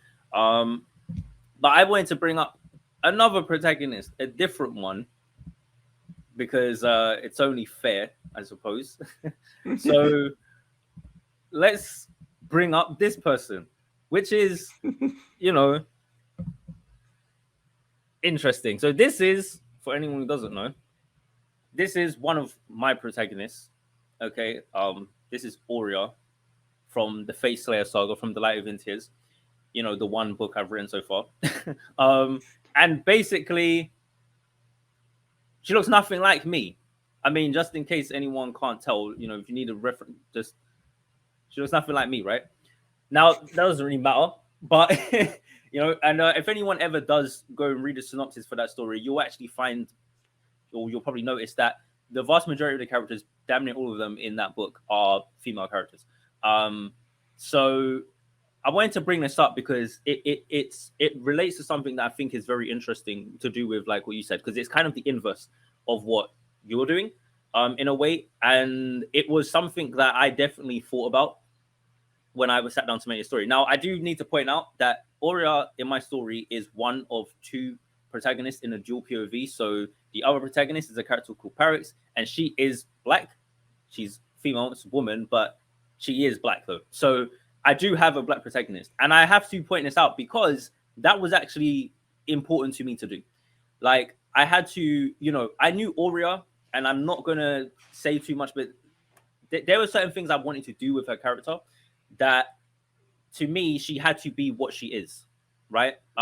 She had to be the type of character that she is, and I had to make sure that she was, you know, for lack of better terms, white. Which may sound odd because I know you've read my book, and anyone else who would read it, it'd be, you probably wouldn't understand why I'm saying that, even after reading it, because it's like there's nothing particularly about her character or in the story that is indicative of that. But because in a lot of ways I was trying to play around with and mess with certain fantasy tropes and go against certain ideas, one of the things I wanted to do, her appearance was important. I'll say that it's important in the story as well. But I will just say that in terms of the more like meta thing to do with me as making the story, I made it so that I wanted her to have like white hair. I wanted her to be a character that you look at and it's like, oh, you know, it's a typical white hair, blue eyes, which is another thing that's funny between both these protagonists of ours, the white hair thing, you know. That's But yeah, a mirror influence for me, definitely. So yeah, probably. But yeah, I wanted to, you know, it's funny. He did kind of remind me a little bit of like, I thought he looked a little bit like Brother Near, a little bit, or something like that, or maybe like 9S or something. So it's kind of funny you say that. But yeah, like I just wanted her to look like this, and I did have a reason for it. But the reason I'm bringing this up is because there are some people who've asked me, they're like, oh, how comes you did like, you know, this white female character? Or how come you didn't do like someone like yourself? Or why you even have a female character? Or, and if you're going to do one, why is she look like this? Like I say, there's a reason. But the main thing is that to me, I don't have an issue with creating characters that are white or anything like that. I don't see an issue with it. And also, as it's a fantasy story, you can make fantasy stories where it is predominantly just black people and stuff, and that's fine. And you've got like African, you know, fantasy series and stuff like that, so you can do that. But this type of story I was telling, I wanted to have this. Oh man, it's so hard to explain, but because I don't want to spoil things too much. I know what you said about the spoiler thing, but I really don't want to ruin it. It's basically her appearance is important to like how the world works, and that's so hard to explain. But even telling you that is kind of already odd because you won't get that understanding. But basically, I made it an actual plot point. Did I have to do that? No, I could have just made it where she's white, and I just wanted to have that character, and I can do that if I feel like it. But the reason why I decided to do it, like I said, is for an actual reason. But Parix, who is my black female protagonist, I included her, and originally she was also white. Now, this is something I need to discuss properly. There is this concept that I kind of brought up already to do with this idea of the white default. Now, when I first read about this or heard about it, it had an impact on me because I didn't realize how true it was for me. Now, what the concept of the white default is basically to do the idea that people who themselves may not be white, such as myself or an Asian person or a Hispanic person, whoever, oftentimes when we visualize stories or visualize characters, we by default picture a white person, right? If I say the name John, let's just be honest, it's probably going to be a white person most people are going to think of. If I put that in a book and I give them no descriptors that make it clear that they are not white, you will assume it's white. I will still do that to this day because 9 out of 10 times they are going to be white. But we all know a black person could be called John. The thing is, that white default exists, and I don't really have an issue with it existing because it makes logical sense to me why it exists. But the point is that it was something I became conscious of because of that, and then I realized, oh, I do that. So when I had this character, Aurea, I always had her as a character, and she always looked like that. But Parix, she looked more like Aurea than she does now. And I was kind of like thinking, you know, when I really sat down and thought, I was like, why is that? Why did I do that? Why didn't I naturally just jump to making a black character, you know? And I'm pointing this out because I don't think this is something everyone who's a storyteller would have an issue with, but I do think it affects more people than a lot of people would probably realize. A lot of times we will by default create a character who is white just because we're so used to that being what the images are. So when it comes to this idea of diversity, the funny thing is, even with non-white creators and storytellers, sometimes we don't even realize how we won't even sometimes have diversity in our own stories. So having the actual conversation, right? Like, see, I wouldn't have thought about something like the white default if people didn't put that conversation out there. And the only reason they had the conversation out there was because they're having these conversations about diversity. So in a weird way, and I'm glad that I changed it. I'm very glad that I changed it. But you see, like, I have to point it out because this links to what I said earlier about my experiences growing up, where I didn't always think about race and that kind of stuff. It was around that time when I started thinking about it and becoming more aware of it. And that was also where it had an effect on my actual story and my character, where I'm now swapping the race. I'm like, oh, maybe I should make this Parrot's character black because I already have one girl and she's white. Why would I have two when I'm myself? Like, what's the point? We've got plenty of stories like that. I have the ability to change it and do something different. And let's just be honest, I could do it and I can do it well. So why not? Why not? Like, it doesn't make sense. Yeah, so I actually have a funny story for you real quick. Mm-hmm. So to kind of explain a bit more about how this partnership happened, I reached out.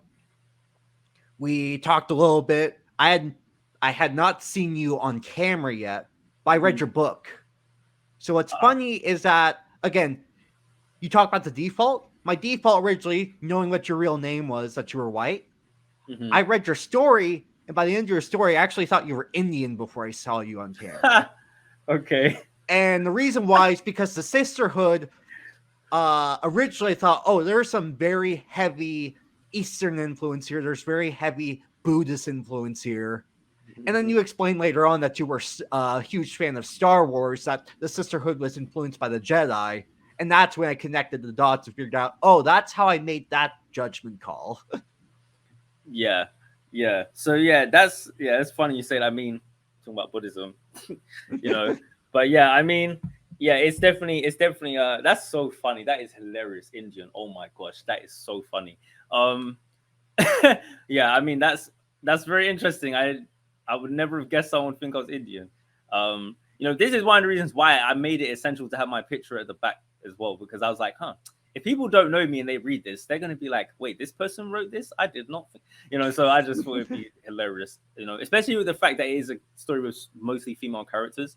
Again, talk about diversity, even in regards to that, you know, like, it's just, I think whilst it's important to have it, again, the quality still needs to be there. At no point did I think, oh, this diversity needs to take precedence, so my storytelling should, you know, the character arcs can take a back seat. No, like, that stuff is still at the forefront. I care about that so much more than I care about what the characters look like. But I've come to realize it can be really simple. Like, when people talk about diversity, if we're just being honest, whilst it may be the most simplest way of doing it, it's basically like what you're doing, where all you really need to do is just make them non-white, and that is really it.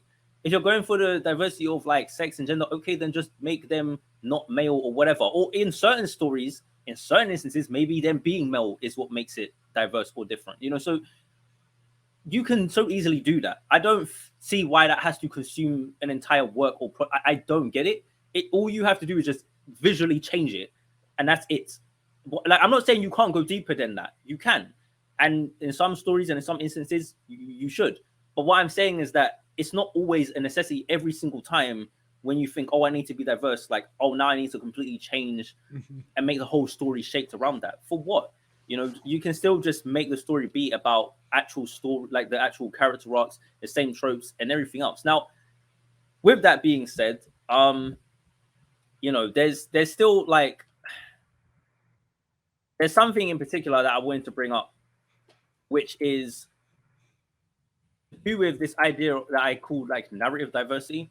So narrative diversity to me is basically what it sounds like. It's more to do with like a diverse range of narratives. Now, what I mean by that is you've got different genres, right? You've got post-apocalyptic stories, you've got fantasy stories, whatever, right? Adventures.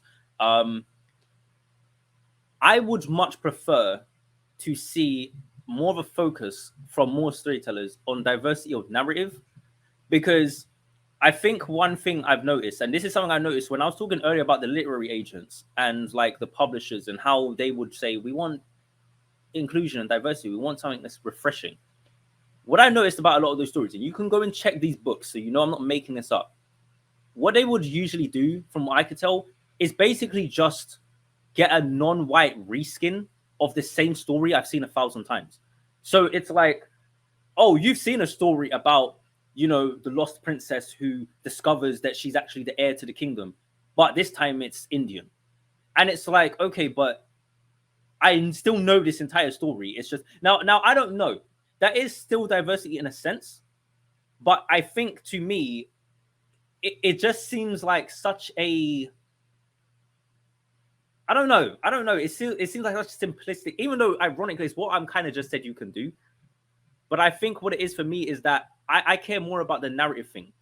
So, for example, uh, you brought up something like Nier. Nier is not like a typical JRPG, right? So let's say you had Nier, and then the protagonist is like I don't know, he's an Indian guy. Since you brought up Indian, now I'm gonna say it. Let's say he's an Indian guy, right?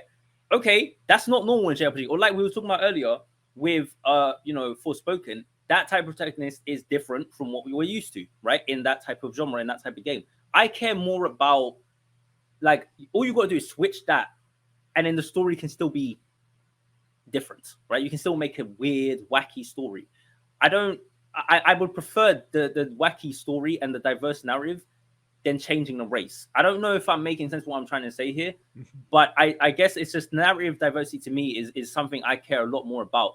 If the character is white, okay, like yeah, I get it's the default. Yeah, I get that maybe we've seen it 1,000 times and it's boring. But if the story itself is different, cool. I think what's happening is people are using the race shift as the diversity, and they're using that and telling basic stories we've seen 1,000 times and thinking they can that's the excuse. Like, well, we can tell the same chosen one story that we've been telling because we made the character black. No, like it's still boring and it's still played out. Just because you change the race doesn't, you know what I mean? So I guess what I'm saying is I'd care more about the narrative being more diverse if you have to pick. So I don't know if you've got any thoughts on that, but No, I think that's a totally fair assessment. I think that's kind of a huge issue that we're having with culture and media right now is that something like a Forspoken will come out and it'll bomb, and people will immediately complain that's because of racism. And again, I do think that racism will have a small part of it. But I think the bigger issue will probably be because it bombed because it was bad. It's bombed because it's just repeating what other things have done. And I think that's the trick is that we should have more diversity. We should have more representation. I think that can only help the stories that are being told. But a lot of people make the mistake of just, that's all we need to have, and that'll be good enough. I'm nervous about this Little Mermaid movie that's coming out. I'm not sure how well it's going to do because they haven't done anything to advertise it other than it's the Little Mermaid, but it has a black mermaid instead of a redhead mermaid. And to me, that isn't enough. I'll still probably go see it because I love Disney movies and I love to go to the theater. But I just, for me personally, I need more than just, oh, I swapped the gender or the race of the central character for me to care about the project. I need to really see this is a story that hasn't really been told before, or it's a story that's told a unique way for me to get excited. And I think a lot of people have that problem, and a lot of people are just refusing to take the time and the effort to make their project worthwhile, to satisfy that audience that's like, okay, diversity is interesting, but I need more than that. With race swapping, right? How do you think it's? Is there instances where it's just like, because for me personally, with the Little Mermaid thing, just I am just completely I don't get it. I don't get it. I'm against it. I don't think they should have done that. I just think you should have just left Ariel being a redhead mermaid. Like I don't just leave it alone. And the reason why I say that, and this is actually something I have got to bring up because I think it's very, very, very, very, very crucial that this is understood. Specifically, like with Disney, if we just use them as an example real quick, they already have a black Disney princess, right? Like from The Princess and the Frog. So why don't you make a live action movie of her? And that's a genuine question I want to know the answer to. Why do you not make a live action movie of her? And instead you take one of the most iconic, like, I know it might sound odd for me looking how I do to say this, but I'm just thinking that if you're like I'm thinking about like white women who grew up with that, and you know, you have the posters of Ariel, and like I know, like it just seems like you're spitting on people's childhood. I don't know. It just there's no way you did not know that was going to piss people off. You knew it was going to annoy people. You knew that, and I think that's part of the point. And I can understand if you're trying to piss people off because you're like, oh, we're being rebellious. But the people who are making these things, I'm sorry, but if we're just being completely honest, really? Disney? Huh? Okay. And, you know, another thing that I find hilarious about it is that the people who will support it and say, yeah, this is great because we should see this and da-da-da. It's like, yeah, but you're still giving money to this corporations that is predominantly white people. Like, I don't know. It just doesn't seem like you're really helping what you think you're helping. You know what I mean? I don't really get it. Like, I just, again, put your money where your mouth is. Why do you care so much about Disney doing these things?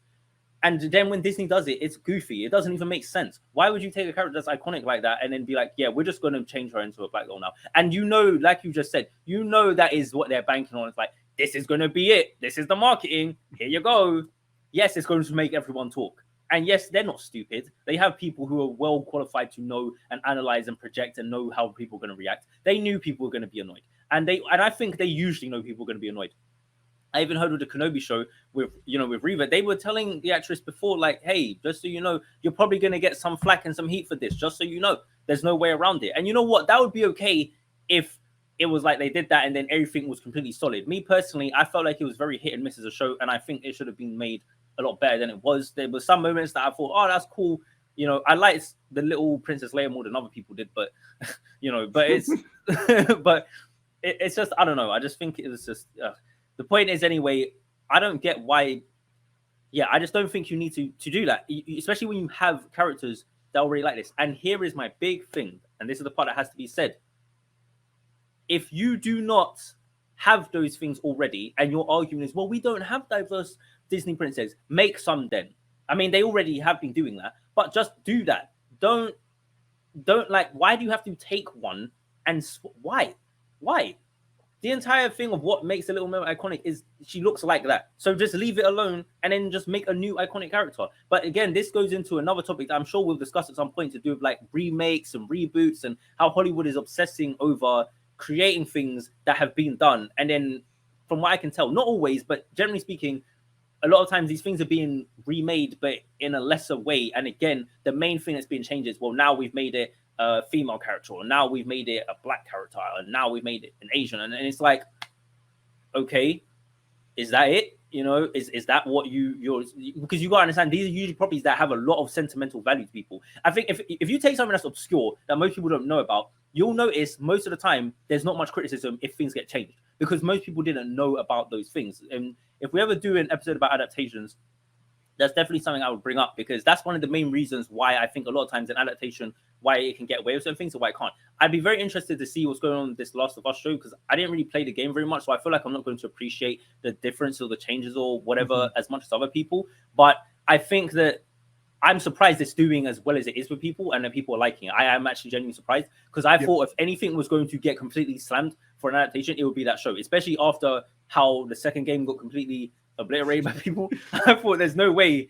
Like, I thought, I don't know if an adaptation of a show is a good idea, man.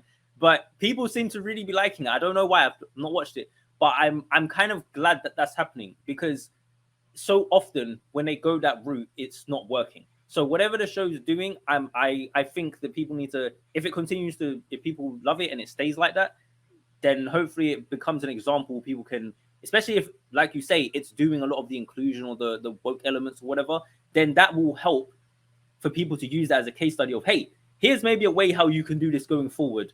So you can have, those things, and you can also still tell a good story and make a good show, so that people don't think they have to sacrifice good storytelling for the sake of diversity, because you really don't have to. And I'm really getting tired of seeing that trend, because it's unnecessary. And it's part of the reason why people are so heavily against it. And then it puts me in a precarious position, because as a storyteller, I look at it and I think that is not good. So I'm not going to go against my principles and what I know to be good or bad storytelling because of diversity and inclusion. I'm sorry, I'm just not going to do it. Like, I understand, like, nah, it's not a good story. I don't like it. It's not well made. Like you're saying, Forspoken, if it's a bad game, it's a bad game. Like, what are we supposed to do? No, you know what? It's a bad game, but because the characters looks like this, let's just give it extra points. And that's what some people will do. That's what some people do. The same way you got some people who go extra hard against it because of the protagonist. You got some people who will just act like, let's sidestep the legitimate issues because diversity, yeah, that's all that matters. No, there still needs to be some quality. You know what I mean? So regardless of how you look at it. But for me, my main thing is, I really want people to start, like, to stop always thinking they need to look to corporations or whoever for these stories to be told. Because the first thing is that you can tell the stories yourself. That's the first thing. Okay. Now, if you, for whatever reason, don't want to do that, or you don't think you're up to it, that's fine. There's plenty of other people who don't feel that way and will make the story. Okay. So please go and look at those people's stuff. It doesn't, I'm not necessarily just talking about me. I just mean in general, like, because that's something that's exists as an option. It's the very first thing you were saying at the beginning of the episode. Like, there's always been, whether it's independent or whatever, there are other people who create these stories and who are giving you the things you want. In fact, even if you want stories that are wholly about just these topics, they exist. So go and support them. But why, if someone doesn't want to do that, and this is another thing, you, for example, as a white person, if you don't feel like, and you don't have to listen to me, but this is just my opinion. If you don't feel like including diversity in your stories, or you don't feel like it's that important, I don't think you should feel pressure to do that. I don't think it makes any sense. And I think that it's really selfish of people to act like that, especially when usually, particularly when it comes to writers, they're usually very understanding of, oh, it's their creative process. Let them make things how they want to make it. It's their work, it's their art, it's their story. But then, when it comes to racism and all this stuff, they become this, dictator, and they're becoming like, no, you must make, every white person needs to have diversity. Why? And then they do it, and if they don't do it well, you get mad at them, like, you didn't do it properly. This is why white people shouldn't be put in diversity, because they can't. Well, then what do you, what do you want? Like, if I was white, I'm just gonna be honest. I don't know if I might just be like, it's not for me. I'm not doing it, and just sidestep it. But then that puts you in a weird position, because now it's like, why haven't you done this? Are you racist? Is that the reason why? So it's a very odd situation to be in. There's not really any real easy ways around it, but yeah. I did want to just ask you quickly, do you, just in your work in general, even though we've kind of touched on it, how much would you say race comes into your mind at all when you're starting a new project? Like, if you was making something right now, and like, would you be thinking, I should maybe make my protagonist non-white, or would you just be like, make a white character and feel comfortable doing that? And yeah, so it's interesting where I think that maybe when I started my writing stuff, well, I can't even say that. I've never had the issue with when I make a character, my default is not that they're white, and my default isn't even that they're male. When I read stuff, yeah, I definitely have that, where I think the Hermione thing is a big example, where it's like, when she got cast by a black actress for the stage play, The Cursed Child, there was a whole controversy about that. That did make me go back and realize, oh, wait, when I read law books, my default for these characters, when they don't specify the race, is that they're white. With my stories, that's some BS though. Hermione was white. I don't know why. Yeah, once I go back and read the lines, yeah, she was definitely imagined as white, but it was at least an interesting topic to discuss. Yeah, But when I make my characters, I think it's also because I am drawing from such diverse sources. Where again, we've talked about a lot already that in terms of the stuff that's influenced us, it's been a lot of Western media, but it's also been a lot of Eastern media too. And so I think I've kind of taken that approach where it's like when I look back at my very, very first book, uh, two of the four main characters were white and two of the four weren't. And it's just that was what was interesting to me at the time. And it's just my personality. I'm interested with stuff all over the world. And Mhm. so I'm naturally going to talk about stuff that's all over the world. Whether I should be qualified or not to talk about that, well, that's on you. I don't really care. Criticize me all you want. I tell the stories that are interesting to me. But it's going to mean there's going to be stories where it's like there's more diversity than you might expect. And there's going to be more stories where it's like maybe there is as much diversity as you expect. And it's like that's just the nature of the game. Yeah, yeah. I think that I just personally think like people should feel comfortable making the stories they want to tell, and if someone has a particular issue with it, go and find the stories that are doing the things you want and support them. And if there are not stories that you feel like are what you want, as I said, what we usually do is we become the change we want to see in the world, right? So if you feel like there needs to be more of those things, then do it. Or hey, there's writers out there, people who sell their services. Go and pay someone to make the story for you. Yep. You know what I mean? Like literally, you can do. If you want the diversity, you can have it. Is what I'm trying to say. If you feel like it doesn't exist in the way you want, but I think going and pressuring people, trying to get angry at these companies and these corporations. I'm not saying like the corporations. I'm not crying for them. Okay, they're fine. But my thing is that I personally think what you do, it's not about them. It's about the fact that you put so much effort and energy on them, and then you are depriving people who actually are already the change you're talking about from having success because you're not looking at them. You're looking up here all the time. You're always focusing on the people who are up here and the people who have already got all the money and the Hollywood and Disney and whoever else. And it's like, why don't you just focus on the people who are already doing these things? Because the irony of it is if you did that, maybe those people would actually succeed. And by by them succeeding, they'll be able to help push the things that you want to see more. Yeah, Just I think the two things that are going to make everyone in the world as a global culture even happier is if one, you support the indie scene more. With the internet being as it is so easy to find a specific project that's catered to your tastes. And two, stop hate watching stuff. Stop going into stuff and being like, I'm going to see this because it's the main popular thing. If you aren't interested in something, just don't watch it. If you know you're going to hate something, just don't watch it because you have a finite lifespan. Stop wasting it on things you know you're not going to like. it's not gonna happen, and see they're gonna people just they gotta feel that hatred. They gotta you know they gotta feel pissed about something because it's true. You shouldn't really be doing that, but people can't help themselves. Like I personally, I don't know if there was ever a period I really did this a lot, but I know for sure that I definitely don't do it very much now. If I don't like something, I don't put too much focus on it, or if I think I'm not gonna like something, I don't really waste my time looking at it. Like unless it's something like there's some things I might think I don't know if I like this, but I'm gonna give it a chance. Yep. Like Black Panther 2. It's like I don't know, but I'll give it a chance. And then I was like, oh, it's all right. But I was actually open to the possibility I might like it. There's some people where they know they're not good. They just want to be mad at it, and they're just going in there looking for every excuse and reason to be mad. It's a very rare thing when you do that and still come out like, oh, that was actually good. That's very rare.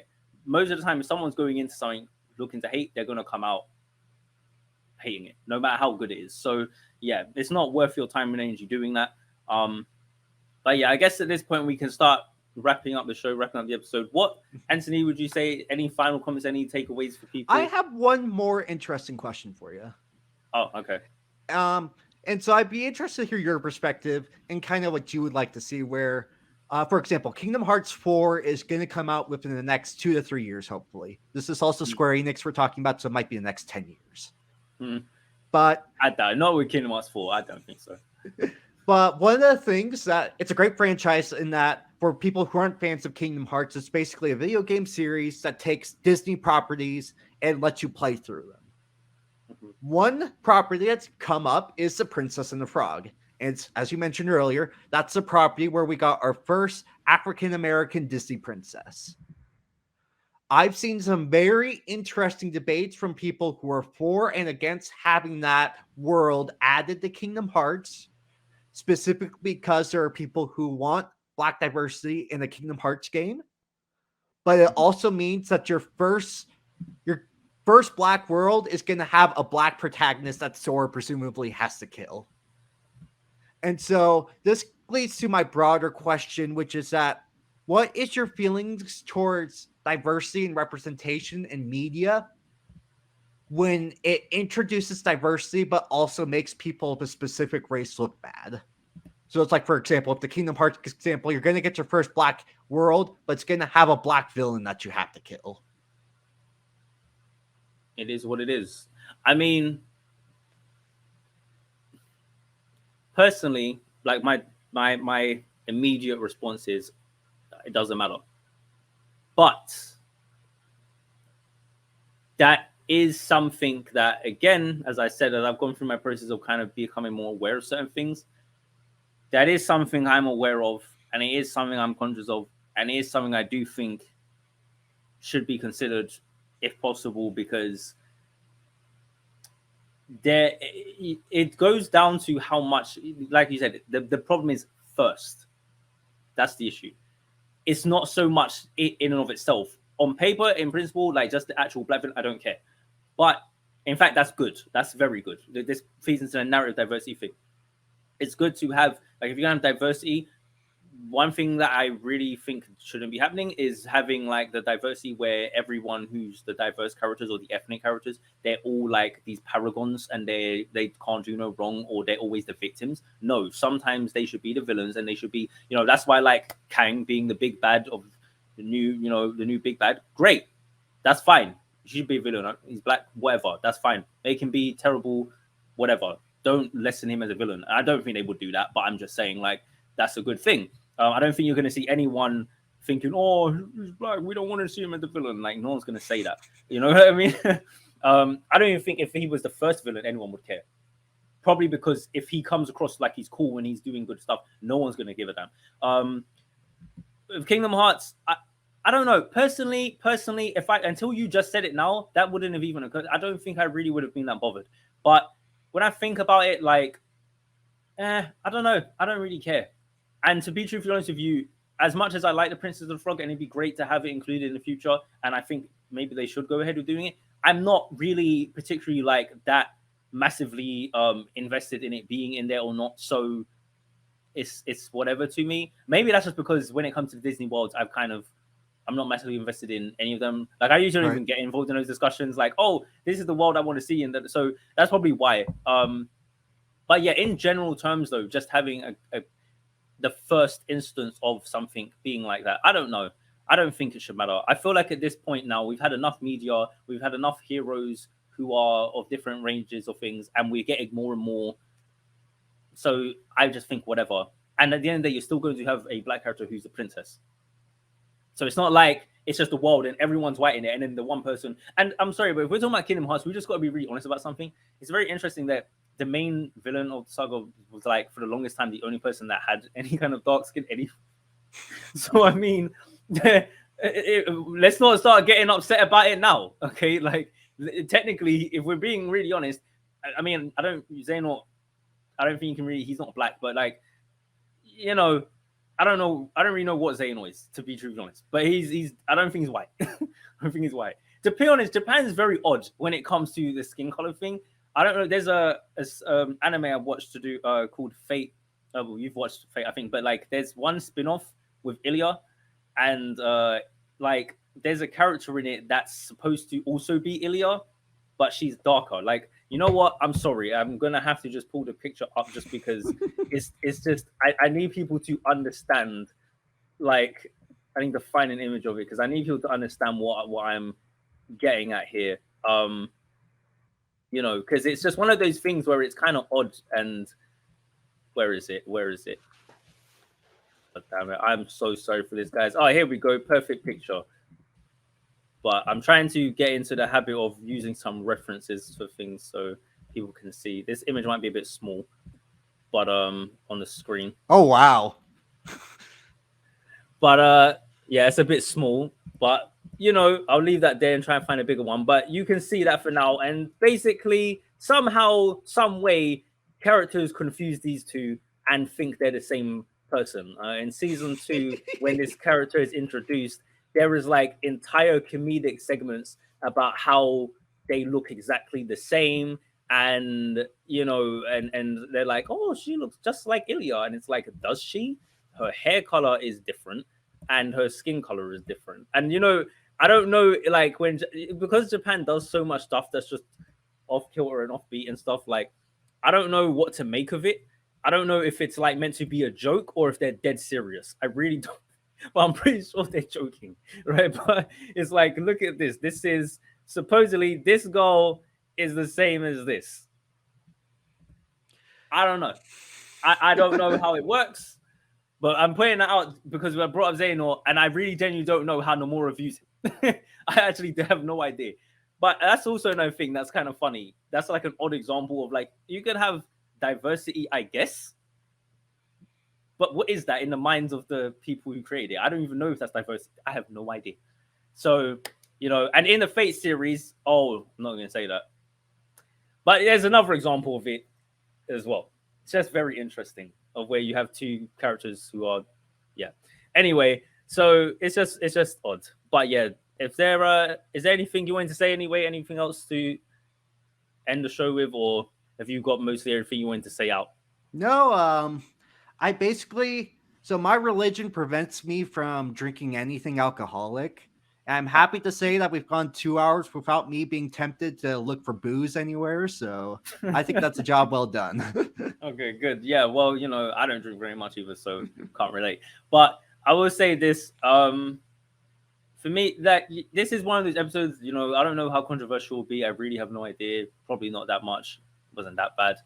But I think that this is a topic that's important and it's something that needs to be discussed. And whilst there is so much more stuff I could say about all of this, for the most part, I want people to really take away with the thing I said before. The main thing I would want people to think about is, if you want to see the diversity and inclusion, support it where it already exists. Make it if you feel like it doesn't exist, and go that way. Like, just take things more into your own hands. I don't think you should be spending so much time expecting other companies to do it. Now, they're already going to do it because it's already gotten to that point.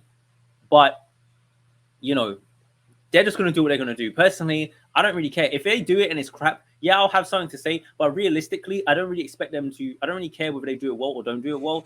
Part of the reason why is because I'm a storyteller myself and I'm not really, you know what I mean? It's like, I just view it as I'm already being the change I want to see. And I get really tired of watching people, whether they be on the right side of things or on the left side of things, always constantly sitting on the internet crying and complaining and putting no energy towards things. Like, even the people who say diversity or it's inclusion is so annoying, blah, blah, blah, make your own stuff then to counter that. Well, you should do this. This is good storytelling. This is what good writing is. How do you know? I know that's not fair to say. I'm not saying.